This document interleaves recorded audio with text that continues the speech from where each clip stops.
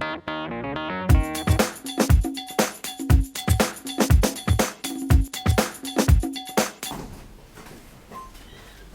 compatriotes, chers amis, mesdames et messieurs, nous vous apportons le salut de ceux qui sont restés au pays. La rencontre de ce jeudi 27 mai 2012 à la Maison de l'Afrique à Paris est organisée par la Fondation Ebina, que préside M. Joe Washington Ebina. Voici, dont il va nous présenter la structure humanitaire et les actions citoyennes que nous entreprenons dans notre cher pays, le Congo. Il y a déjà ceux qui m'ont posé la question, mais qu'est-ce que le docteur Alex Zabana Ibaka fait avec la Fondation Ebina? Mais moi, je suis membre de la Fondation Ebina.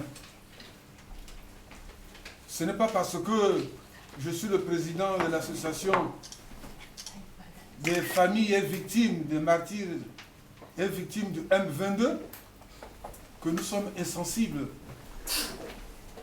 à l'action humanitaire. Je sais qu'ils sont plus nombreux ceux qui se réclament de la gauche dans notre pays. Mais être de gauche, c'est avoir les sentiments les plus élevés de l'humanisme dans un pays par rapport à la conscience patriotique qu'on éprouve pour son pays. Donc, je dois préciser que c'est en ma qualité et de président de l'association des familles et victimes du M22 et des martyrs, et en qualité de membre de la Fondation Ebina, que les déclarations que nous avons eu à faire avec le président Joe Washington Ebina à Brazzaville sur les problèmes qui se sont passés au pays, quant à l'arrestation arbitraire de M.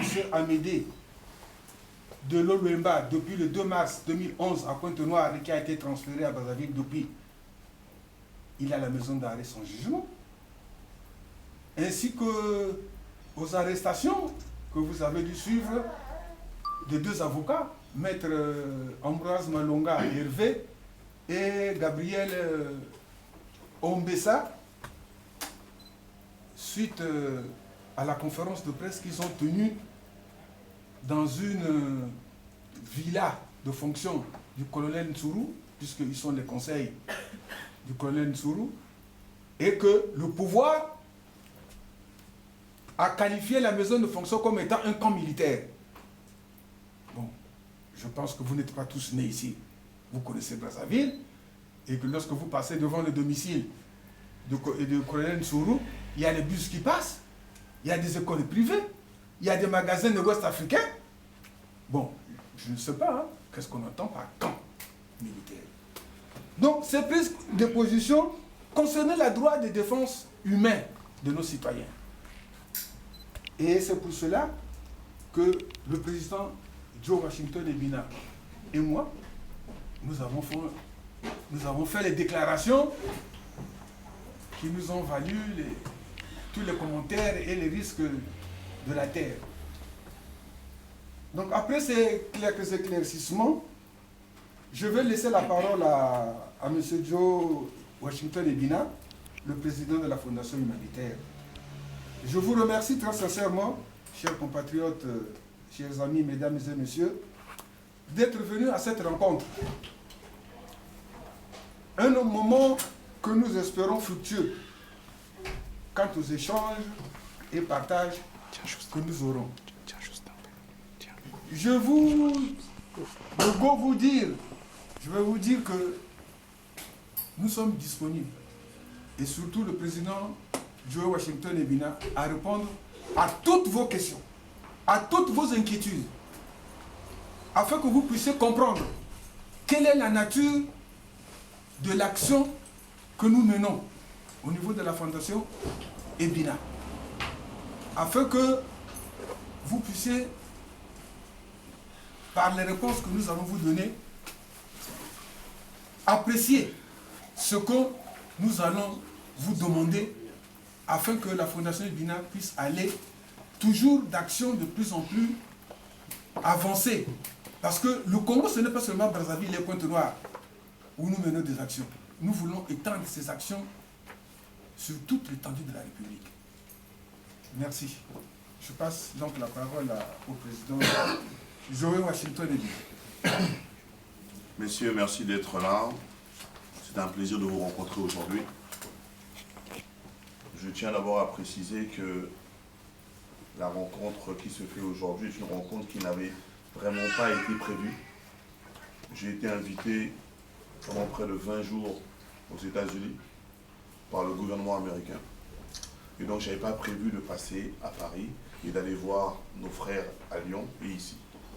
Mais je crois que par rapport aux actions que nous menons et par rapport à l'intérêt que vous apportez à la République, il était important pour moi de vous rencontrer afin de discuter, de débattre et d'échanger ensemble certaines opinions.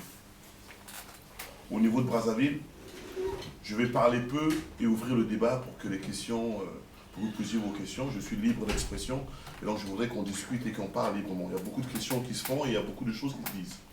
Et je suis prêt à vous répondre par rapport à ce que je pense et par rapport à ma conviction. Au niveau de Brazzaville, la Fondation Ebina est née, cela fait à peu près 6 ans. La Fondation est née par rapport aux actions que notre père, notre défunt père Charles Ebina, menait au niveau de la société congolaise. Il avait un soutien qu'il apportait au niveau des démunis, au niveau des religieuses. Et lorsque il est parti, nous avons pensé qu'il était nécessaire de continuer ce genre d'action. D'où l'intérêt de créer la fondation et d'apporter de l'aide ici et là. Au niveau des actions de la fondation, beaucoup d'entre vous, vous avez l'accès à Internet plus que nous au pays. Et donc, vous pouvez suivre sur YouTube beaucoup d'événements. Tout ce que vous suivez, c'est la vérité, c'est ce que nous faisons sur le terrain.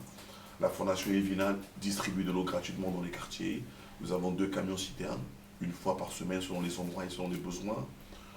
La première action que j'ai menée personnellement en action publique, c'était d'aller arranger les garde-fous du pont du Djoué. Le pont du Djoué avait, pendant près de 6 mois, les barres qui étaient cassées. Et je n'ai jamais compris pourquoi rien n'était fait pour arranger ces barres-là. Justement, un jour, je suivais par le biais de la télé d'IRTV qu'il y avait un bus qui était tombé de l'autre côté. Et ça avait créé des dégâts. Et je m'attendais à ce que, évidemment, les autorités de la République puissent s'organiser à faire leur travail. Cependant, rien n'avait été fait. Donc j'ai pris mes responsabilités et je suis allé réparer. Donc, de là est né, si vous voulez, les premières actions de la Fondation. J'ai toujours pensé que le Congo est une responsabilité collective et qu'il n'y avait pas de sur quoi raison à ce que certains qui sont supposés faire le travail ne le fassent pas, mais que d'autres aussi assistent. Parce que j'ai toujours considéré que si nous ne faisons rien par rapport à notre disponibilité, par rapport à nos possibilités, nous sommes aussi complices de ceux qui ne font pas leur travail. Voilà pourquoi la Fondation travaille au quotidien et nous rentrons dans les hôpitaux. Nous aidons énormément de nos frères qui n'ont pas... Vous savez, au Congo, il n'y a pas d'assistance sociale, donc lorsque vous êtes malade dans les hôpitaux, le médecin vous demande d'abord, avant de vous soigner, combien vous avez. Parce que si vous n'avez pas d'argent, eh bien souvent vous mourrez. Il m'est arrivé plusieurs fois de prendre des prises d'opposition par rapport à des choses que j'ai trouvées inadmissibles. L'un des grands combats que j'avais et que j'ai encore au niveau de Brazzaville, c'était de décrier l'état du CHU de Brazzaville, le plus grand hôpital du Congo, où un jour j'ai constaté que les malades étaient portés comme des cabris dans les escaliers. Nous étions venus pour visiter quelques malades au niveau du 5e étage. C'est là où je constate qu'il y a 2 personnes qui attendaient pour soulever des malades. Ils ont soulevé des malades devant nous et qui les ont mis dans les escaliers. J'étais ahuri et j'étais scandalisé. Et j'ai appris également que ces personnes qui faisaient ce travail-là demandaient 1000 francs par étage. S'il faut aller au 1er étage, il faut payer 1000 francs. Vous allez au 2e étage, vous payez 2000. Et on vous soulève comme ça, comme des cabris. Et le scandale ne s'arrête pas là. Lorsque vous perdez un proche, vous devez payer le même montant pour descendre le corps et l'emmener à la mort. J'ai trouvé ça inadmissible. Mais vous savez, mon mécontentement ne s'arrête pas par rapport à ce que je vous dis. J'ai dépassé l'étape de la critique. Je suis passé à l'action, je passe à l'action. Lorsque je fais comme ça, j'ai trouvé ça inadmissible. Donc voilà mes prises de position. Je peux vous parler également du 4 mars. J'ai demandé au président de la République de démissionner le 4 mars parce que, pour moi, j'ai considéré qu'il était responsable de ne pas avoir assuré la sécurité des Congolais par rapport à cet événement.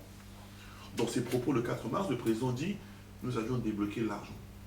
Évidemment, on débloque de l'argent, on ne sanctionne jamais personne. Où est passé cet argent? Pourquoi le travail n'a pas été fait?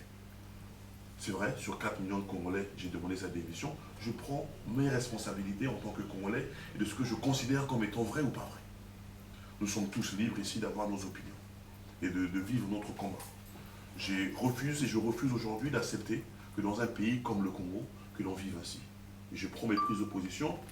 Comme je vous dis, je préfère vivre pour ma conviction que de vivre, si vous voulez, dans la lâcheté ou de vivre dans ce qui n'est pas vrai.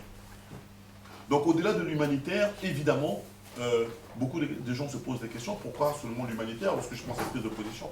Mais nous faisons de l'humanitaire, pourquoi?